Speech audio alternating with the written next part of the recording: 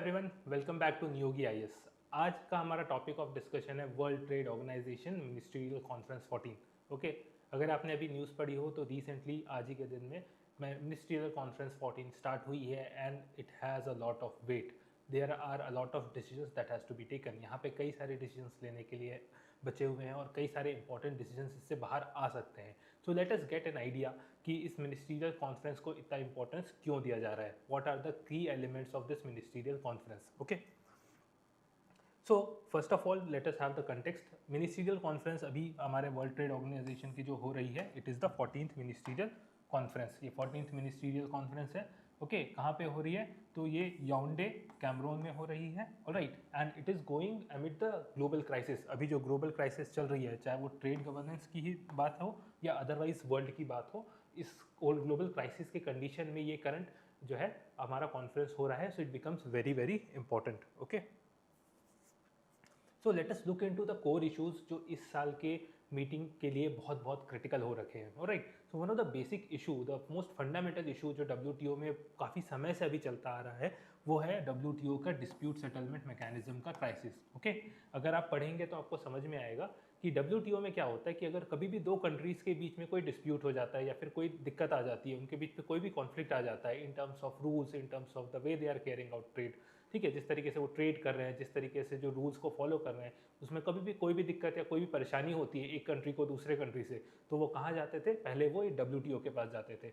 WTO में एक well set structured dispute settlement system बना हुआ है, जिसके अंतर्गत वो आप अपने कंप्लेंट को लेकर जा सकते थे और उसका रिड्रेसल करवा सकते थे। हाउएवर, ये जो डिस्प्यूट सेटलमेंट बॉडी है, ये डिस्प्यूट सेटलमेंट बॉडी क्या है? डिसफंक्शनल हो रखी है। इट इज़ नॉट वर्किंग, ये वर्क नहीं कर पा रही है। And what is the major cause? Basically क्या होता है कि इस डिस्प्यूट सेटलमेंट मैकेनिज्म में, डिस्प्यूट सेटलमेंट बॉडी में जो डिसीजंस लेते हैं, the people who take the decisions, okay, ये क्या होते हैं? ये इनको इलेक्ट किया जाता है। ओके, इन्हें इलेक्ट किया जाता है and the process of election is consensus based. मतलब इसमें कंसेंशन की बहुत बहुत ज़रूरत होती है। एवरीबडी हैज़ टू एग्री, सारे कंट्रीज़ को इसमें एग्रीमेंट होना चाहिए, तभी उस इंडिविजुअल को क्या है, डिस्प्यूट सेटलमेंट बॉडी में या डिस्प्यूट सेटलमेंट सिस्टम में जो है जगह मिलती है। ओके, सो इस इलेक्शन प्रोसेस में सभी का कंसेंसस होना जरूरी होता है। हाउएवर, पिछले कुछ सालों से यूनाइटेड स्टेट ने इस इलेक्शन प्रोसेस को ब्लॉक करके रखा है। ओके, बेसिकली जब भी इलेक्शन होते हैं तो वाइल सारी कंट्रीज वोट कर रहे हैं except for the US administration, US administration इसमें कभी भी अपना वोट नहीं दे रहा है। As a result dispute settlement mechanism में किसी का इलेक्शन नहीं हो पा रहा, the body is not functioning, उसमें इनफ मेंबर्स ही नहीं है जो डिसीजन ले सके। Alright, as a result of which ये वर्क नहीं कर रहा अभी। ओके, बेसिकली यूएस का कहना है कि ये डिस्प्यूट सेटलमेंट मैकेनिज्म उनके अगेंस्ट वर्क करता आ रहा है और उनके अगेंस्ट बायस्ड है। Alright, this is the acquisition that they have led और उनका कहना है इसे रिफॉर्म करने की ज़रूरत है। ऑलराइट, सो अब इसका इम्पैक्ट क्या हुआ कि basically now there is no longer a dispute settlement mechanism. तो अगर कोई दो जो है देशों के बीच में इश्यूज हो भी रहे हैं तो वो रिजॉल्व नहीं हो पा रहे हैं।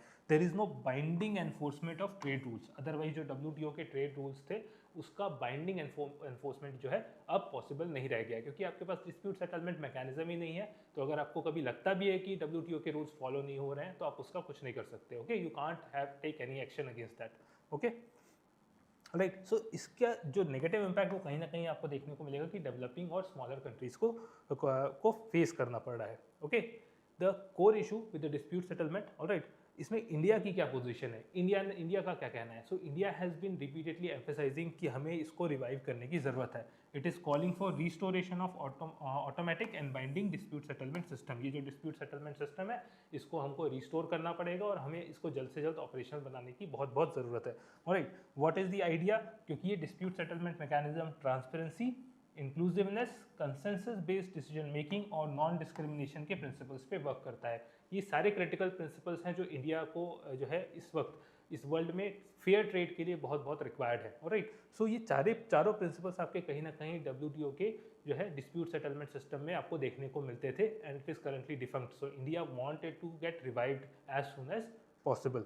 ऑलराइट, सेकेंड इंपॉर्टेंट इशूज़ जो अभी हाईलाइट किया गया है इंडिया के द्वारा और इंडिया इसके लिए बहुत ज़्यादा कंसर्न भी है, वो क्या है? E commerce moratorium debate. Alright, so ये किस चीज़ के बारे में बात कर रहे हैं हम लोग यहाँ पे? So let me give you an understanding. Alright, अगर आप WTO के नॉर्म्स अभी पढ़ेंगे तो करंटली WTO जो है एक मोरेटोरियम लगा रखा है कस्टम ड्यूटी पे on electronic transmission. Alright, so let us understand what does this means. Moratorium basically क्या होता है, रोक लगा के रखना। ऑलराइट, बेसिकली स्टॉप करके रखना। ऑलराइट, सो जो कस्टम ड्यूटी है, जो इलेक्ट्रॉनिक ट्रांसमिशंस होते हैं एक देश से दूसरे देश, जितने भी इलेक्ट्रॉनिक ट्रांसमिशंस होते हैं इसमें कोई भी कस्टम ड्यूटी नहीं रखती। ओके, ये रोक कब लगी थी? ये रोक लगी थी 1998 में। 1998 से ही ये रोक लगा दी गई थी। Alright, basically why 1998? तो 1998 इसलिए क्योंकि इस टाइम पे आईटी बूम स्टार्ट हुआ था। ऑलराइट, अगर आपको याद हो तो जो आईटी सेक्टर का ग्रोथ, आईटी सेक्टर का बूम जो स्टार्ट हुआ था वो कब हुआ था? 1998 में। ऑलराइट, सो जितने भी इलेक्ट्रॉनिक ट्रांसमिशन वाले एलिमेंट्स इन्वॉल्व थे, WTO मेंबर्स ने डिसाइड किया था कि उसमें कोई भी कस्टम ड्यूटी नहीं लगेगी, क्योंकि वो इंडस्ट्री उस वक्त नेसेंट स्टेज पे थी and everybody wanted it to grow. Alright, अगर आप उसमें कस्टम ड्यूटी लगाओगे तो डेफिनेटली उसकी कॉस्ट जो है वो बढ़ जाती है, कॉस्ट बढ़ जाती है तो उसका जो है सेल कम हो जाता है and that can lead to decline in the industry. Okay, so WTO currently जो है ये जो मोरेटोरियम है वो हर 2 साल बढ़ाता आ रहा है। 1998 से हर 2 साल के बाद ये फिर बढ़ जाता है, फिर बढ़ जाता है। Right, but India has a issue with this. India और अदर डेवलपिंग कंट्रीज हैं, उनको इससे बहुत बड़ा इशू है। सी, अर्लियर आईटी सेक्टर की बात थी तब तक समझ में आता था, but now this idea of electronic transmission ये काफ़ी बढ़ गया है। इसमें क्या क्या आते हैं? आपके जो ऑनलाइन स्ट्रीमिंग्स हो गए, यूट्यूब चैनल्स हो गए, आपके जितने भी आपके ये ऑनलाइन स्ट्रीमिंग प्लेटफॉर्म हो गए, जैसे नेटफ्लिक्स हो गया या फिर other kind of online streaming platforms हो गए, इवन डेटा ड्रिवन टेक्नोलॉजीज जैसे AI के सर्विसेज हो गए एक्सेट्रा, ये सारे इस इलेक्ट्रॉनिक ट्रांसमिशन में इंक्लूडेड है। ऑलराइट, और अगर इंडिया जैसे कंट्रीज़ की बात करें, so we are a large consumer of this kind of technology. हम एक बहुत बड़े कंज्यूमर हैं इस टेक्नोलॉजी के। So we are importing this technology from outside in a very large amount. जब हम इतने अमाउंट में इसको यूज़ कर रहे हैं, इतने अमाउंट में इसकी पेमेंट कर रहे हैं, सो गवर्नमेंट ऑल्सो वांट कि इसके ऊपर कस्टम ड्यूटी लगनी चाहिए, because we are the provider of the customers for the services. हम इस सर्विसेज के कस्टमर्स हैं, सो हमको इसकी कस्टम ड्यूटी इसके ऊपर मिलनी चाहिए। ऑलराइट, इंडिया क्या कह रहा है? India oppose the continuation of this kind of moratorium. Okay, ये जो मोरेटोरियम लगा हुआ है, ये जो रोक लगी हुई है कस्टम ड्यूटी पे, इसको हटाया जाना चाहिए, बिकॉज इसके कारण हमें काफ़ी ज़्यादा रेवेन्यू लॉस फेस करना पड़ रहा है। इसके कारण हमें कहीं ना कहीं रेवेन्यू लॉसेस फेस करने पड़ रहे हैं। ये हमारे पॉलिसी स्पेस को भी कम करता है। It does not allow us to determine how we want to treat the technology. ठीक है, इन टेक्नोलॉजी को कैसे ट्रीट किया जाए, हम इसके ऊपर कैसे पॉलिसी बना सकते हैं, इन सबको रेस्ट्रिक्ट करके रखा हुआ है। और at the same time it affect our domestic digital industry growth. Okay, see again, कोई भी टेक्नोलॉजी अगर आप उस पर टैक्स नहीं लगा पा रहे हो, फिर कोई भी टेक्नोलॉजी जो बाहर से आ रही है उसके ऊपर अगर आप जो है टैक्सेस या फिर अदरवाइज ड्यूटी नहीं लेवी कर पा रहे हो, तो डेफिनेटली वो डोमेस्टिक कंट्री में डोमेस्टिक टेक्नोलॉजीज होंगी उसको ग्रो करने नहीं देगा। It will occupy the market, it will occupy the space. Okay, so कहीं ना कहीं हमारे जो लार्ज लैंग्वेज मॉडल्स हैं, स्मॉल लैंग्वेज मॉडल्स हैं, हम चाहते हैं कि ये भी इंडिया में ग्रो करे, और this custom duty can actually act as a limitations, can actually act as a restriction on those technology which we are importing from outside। जो हम बाहर से import करें उस पर कहीं ना कहीं एक restriction की तरह उनके cost को थोड़ा बढ़ा देगा, तो एक restriction की तरह act कर सकता है। So we want this custom duty to be levied, alright। हम चाहते हैं कि ये कस्टम ड्यूटी लेवी किया जाए। ऑलराइट, सो इंडिया के अलावा ऐसे कौन कौन से कंट्रीज हैं जो इस आइडिया को सपोर्ट करते हैं? तो South Africa is there, Indonesia is there and other developing countries are there. Okay, but developed countries हैं उनका वो इसके अपोजिशन में है। Why they are opposing the idea? Because सबसे पहली बात है, ये जो टेक्नोलॉजीज हैं, जो इलेक्ट्रॉनिक ट्रांसमिशन रिलेटेड टेक्नोलॉजीज हैं, वहाँ पे उनका कोर स्ट्रेंथ लाई करता है, वहाँ पे वो ऑलरेडी काफ़ी अच्छे पोजीशन पर हैं। They want that industry to grow and rather at a very rapid pace. वो इस इंडस्ट्री को ग्रो करते देखना चाहते हैं। Okay, so they want to boost the global digital trade over the period. Alright, उनका कहना है कि अगर आप कस्टम ड्यूटी लगा दोगे, जो डिजिटल ट्रेड जो ओवर द पीरियड अभी ग्रो होना चाहिए, जो अभी नेसेंट इंडस्ट्रीज हैं जैसे कि AI ड्रिवन टेक्नोलॉजीज हो गए या डाटा ड्रिवन टेक्नोलॉजीज हो गए, जो अभी इवॉल्व हो रही हैं, ये इसके ग्रोथ पे नेगेटिवली इम्पैक्ट करेगा अगर हम इन पे कस्टम ड्यूटी लगाना चालू कर देते हैं। Alright, they want to ensure free flow of these kind of services. वो चाहते हैं कि अदरवाइज ये फ्री फ्लो ऑफ सर्विसेज के अगेंस्ट जाएगा। This is the stand of developing country when it comes to e commerce moratorium on custom duty. ठीक है, तो ई कॉमर्स के जो मोरेटोरियम है, इसको ये जो है रैदर परमानेंट करना चाहते हैं। डेवलप्ड कंट्री क्या चाहते हैं कि ये इसको हर 2 साल बढ़ाने की जगह इसको एक परमानेंट नेचर दे देना चाहिए, ये मोरेटोरियम हमेशा के लिए लग जाना चाहिए। Alright, so this is the critical difference between the developing country and the developed country when it comes to e-commerce moratorium। okay, next idea क्या है? नेक्स्ट इशू क्या है, the large scale structural debate. ये जो e commerce के ऊपर जो moratorium है अवेलेबल है, जो मतलब कस्टम ड्यूटी के ऊपर मोरेटोरियम लगाया जा चुका है, इसके कारण जो है जो की स्ट्रक्चरल इशू जो हमको फेस करने को मिल रहा है वो ये है कि डेवलपिंग कंट्री कहते हैं हमारे पास पॉलिसी स्पेस नहीं है, और ये कहीं ना कहीं हमारे डिजिटल इंफ्रास्ट्रक्चर और स्किल सेट को नेगेटिवली इम्पैक्ट कर रहा है। See if you get this amount of money, the amount of money if you see it is in billions, okay. So ये कहीं ना कहीं हमारे पॉलिसी स्पेस को भी खत्म करता है, और कहीं ना कहीं हमारी ability to develop our own infrastructure, हमारे खुद के इंफ्रास्ट्रक्चर को डेवलप करने में जो हमारी कैपेसिटी उसको भी कहीं ना कहीं रिड्यूस करता है। ऑलराइट, डेवलप्ड कंट्री जो ऑलरेडी अच्छी पोजीशंस पे है when it comes to AI, big data, advance digital structure, उनका ये कहना है कि ऐसा नहीं है, बिकॉज अगर आप इसके लिए जाते हो तो कहीं ना कहीं ये some form of digital inequality create करेगा ग्लोबल ट्रेड में, ओके। सो ये जो है डिबेट्स, स्ट्रक्चरल डिबेट जो है वो इस पर अभी भी कंटिन्यूसली चल रहा है, okay. Then there are other reforms proposal as well. WTO में एक और क्रिटिकल इशू जो है जो अभी निकल कर आया हुआ है डब्ल्यूटीओ के अंदर, वो है it is regarding the most favoured nation principle, alright. Let me give you the understanding most favoured nation क्या होता है, मोस्ट फेवर्ड नेशन प्रिंसिपल क्या होता है। मान लीजिए इंडिया है, ओके, और इंडिया ट्रेड कर रहा है रशिया के साथ, alright, it is trading with से Japan, alright, and it is trading with US also, alright. India है, इन तीनों के साथ ट्रेड कर रहा है। So most favoured nation norm क्या कहता है कि India can not make distinction between US, Japan and Russia. Most favoured nation, आप किसी को as a most favoured nation treat नहीं करोगे, ऑलराइट। इसका ये कहना है कि आप इस पे जो ड्यूटी लगा रहे हो, इस पे जो ड्यूटी लगा रहे हो और इस पे जो ड्यूटी लगा रहे हो, इनके बीच में डिफरेंस नहीं होना चाहिए। If India goes on imposing से 20% duty on US, 30% duty on Japan and 40% duty on Russia, अपने हिसाब से अगर उसने ऐसे लगा के रखा हुआ है, तो डब्ल्यूटीओ कहता है ये गलत है। आप जिसके ऊपर लीस्ट ड्यूटी लगा रहे हो, उसमें जो ड्यूटी लग रही है वही ड्यूटी सब पे लगनी चाहिए। Basically it will say, it says the least amount of duty that you are imposing on a particular country, वही ड्यूटी जो है सारे कंट्रीज पे लगेंगी। This is called as most favoured nation norm. मतलब आप अपने मोस्ट फेवर्ड नेशन को जैसे ट्रीट करते हो, सेम वे में दुनिया की सारी कंट्रीज को आपको ट्रेड के टर्म्स में ट्रीट करना होगा, okay. This is what is called as most favoured nation norm, right. Now most of the developed country want this to be gone, okay, especially US है, US want to remove this idea of most favored nation। उसका कहना है कि depend करता है हमारी country के relation कैसे, हम उसके बेसिस पे चीज़ों को ट्रीट करेंगे, ऑलराइट।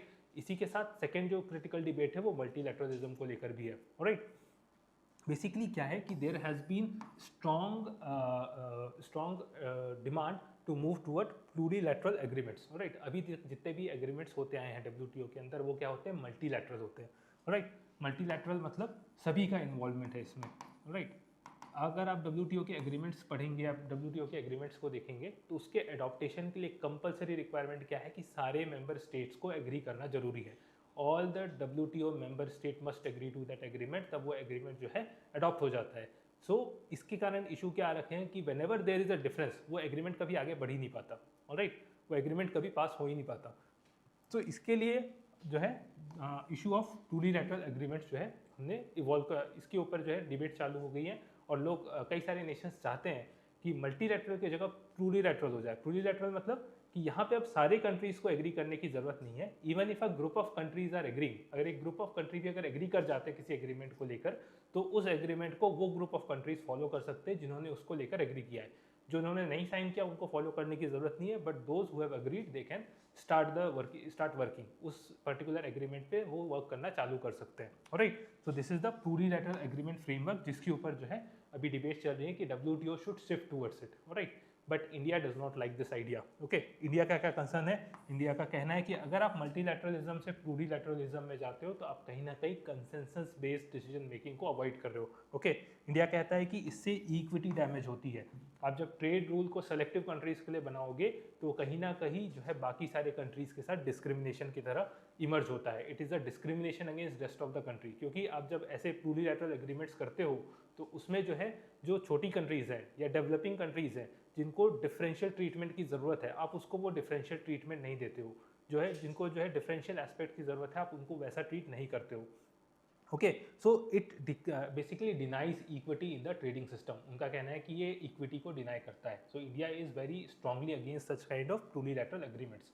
अगर आप रिसेंटली WTO के फिशरी एग्रीमेंट के बारे में पढ़े, फिशरीज से जुड़े हुए एग्रीमेंट्स के बारे में पढ़े, तो वहाँ पे भी यही आइडिया जो है प्रमोट किया गया था कि प्लूरीलैटरल एग्रीमेंट की तरह इसको आगे बढ़ाना चाहिए। While India was on strict opposition to it, India इसको स्ट्रिक्टली अपोज कर रहा था, क्योंकि उस एग्रीमेंट्स में जो भी नॉर्म्स आ रखे थे वो हमारे जो फिशरमैन्स हैं उनको कहीं ना कहीं नेगेटिवली इम्पैक्ट कर रहे थे, उनके ट्रेड और उनके लाइवलीहुड को नेगेटिवली इम्पैक्ट कर रहे थे। India was very very concern about it. Okay, so ये plurilateral agreements, while some of them are promoting it, some of the countries like India are opposing it. Okay, so basically ये जो प्लूरीलैटरल agreements हैं वो कहीं ना कहीं voice of developing countries को suppress करने के काम सप्रेस करने के तरफ स्टेप ले सकते हैं, राइट, इसको यूज करके।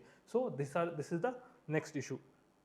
Okay, so why is it being considered as a major turning point? So why this ministerial conference number 14 is such a major turning point? Okay, so यहाँ पे सारे critical aspect अभी shape होने वाले हैं। First of all, what will be the future of multilateral trading system? Multilateral trading system और multilateral जो system बना हुआ है WTO में, उसका future क्या होगा, शायद हो सकता है वो हमें इसमें आगे पता चल जाए। At the same time, what will be the nature of digital trade governance? Digital trade governance का जो system है उसको लेके, स्पेशली जो इलेक्ट्रॉनिक ट्रांसमिशन पे मोरेटोरियम लगा हुआ है कस्टम ड्यूटी पे, उसके ऊपर डिसीजन आने के चांसेस काफ़ी ज़्यादा हैं। Eight the same time the balance between equity and efficiency, जो इक्विटी और एफिशिएंसी के बीच का जो बैलेंस है वो कैसे इवॉल्व होगा, वो भी हमें इस मिनिस्ट्रियल कॉन्फ्रेंस से समझ में आ सकता है। Okay, so what are the takeaways, what are the critical aspect? सबसे पहला क्रिटिकल एस्पेक्ट क्या है कि WTO क्राइसिस में है। Okay, what is driving this crisis? The institutional paralysis and power politics. Okay, institution का जो पैरालिसिस हो रखा है, जो डिस्प्यूट सेटल मैकेनिज्म है वो डिफंक्ट हो रखा है। Eight the same time power politics भी चल रही है। ओके, इंडिया की स्ट्रैटेजी क्या है? It want to protect its sovereignty, हम अपनी सोवरेनिटी प्रोटेक्ट करना चाहते हैं, हम अपनी पॉलिसी स्पेस को रखना चाहते हैं। एट द सेम टाइम हम एक रूल बेस्ड मल्टीलैटरलिज्म प्रमोट करना चाह रहे हैं।